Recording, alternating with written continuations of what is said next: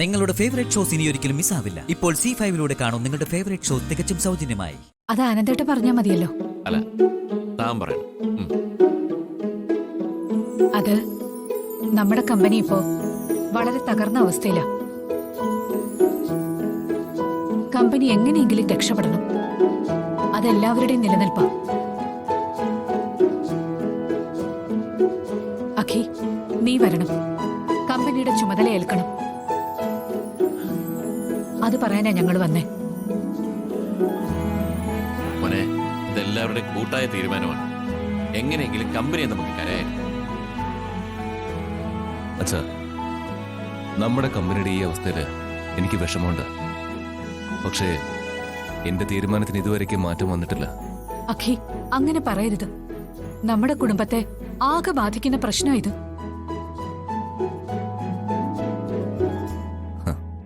ഇത്ര നാള് ഞാൻ പറഞ്ഞത് അമ്മ ശ്യാമയെ വീട്ടിലേക്ക് വിളിച്ച ഞാനും വരുമെന്നാ. ഇപ്പൊ ഞാനത് തിരുത്തി. എനിക്കും ശ്യാമയ്ക്കും ഇനി ഞങ്ങളുടെ വഴി, അത് മതി. ഞാനും ശ്യാമയും ഒരു ബിസിനസ് തുടങ്ങുന്നതിനെ കുറിച്ചുള്ള ആലോചനയിലായിരുന്നു. എന്ത് തുടങ്ങണം, ഏത് ബിസിനസ് വേണമെന്നുള്ള കാര്യത്തില് ഇതുവരെ തീരുമാനമായില്ല. ഇപ്പോ അതിനൊരു ക്ലാരിറ്റി വന്നു. ഇനി സ്പൈസസിന്റെ ബിസിനസ്സാ ഞങ്ങൾ തുടങ്ങാൻ പോകുന്നത്. അതാണല്ലോ നമ്മുടെ കമ്പനി ചെയ്യുന്ന ബിസിനസ്. അതെ, അതുകൊണ്ടാ ആ ബിസിനസ് തന്നെ ഞാനും ശ്യാമയും തുടങ്ങുന്ന. നിങ്ങളെല്ലാരും കൂടി വൈസ് ചെയർപേഴ്സണാക്കി ഇരുത്തിയ ഐശ്വര്യയുടെ പിടിപ്പുകട ആ കമ്പനിയുടെ തകർച്ചയ്ക്ക് കാരണം. ആ സ്ഥാനത്ത് നിന്നും നിങ്ങൾ പിടിച്ചിറക്കി വിട്ട ശ്യാമയില്ലേ, ആ ആളായിരിക്കും പുതിയ കമ്പനിയുടെ ചെയർപേഴ്സൺ.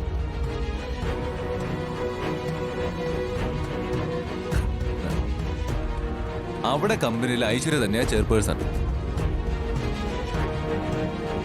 ഞങ്ങളുടെ കമ്പനിയിൽ ആ സ്ഥാനത്ത് ശ്യാമ. ഏത് കമ്പനിയാ പുരോഗമിക്കുന്നതെന്ന് നമുക്ക് നോക്കാം. നിങ്ങൾ രണ്ടാളും കൂടി എന്നെ വെല്ലുവിളിക്കണം. അതെ, ഇതൊരു വെല്ലുവിളിയായിട്ട് തോന്നുന്നുണ്ടെങ്കിൽ അങ്ങനെ തന്നെ എടുക്കാം. ശരി, എന്നാൽ ഒടുവിൽ ആരാ ജയിക്കുന്നെന്ന് നമുക്ക് കാണാം. അതറിയാനൊന്നുമില്ല.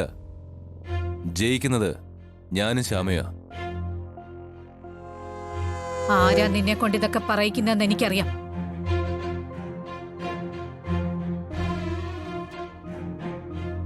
ആ അവള് വിചാരിച്ചാൽ ഈ വസുന്ധരെ തോൽപ്പിക്കാൻ പറ്റില്ല. നമുക്ക് കാണാം.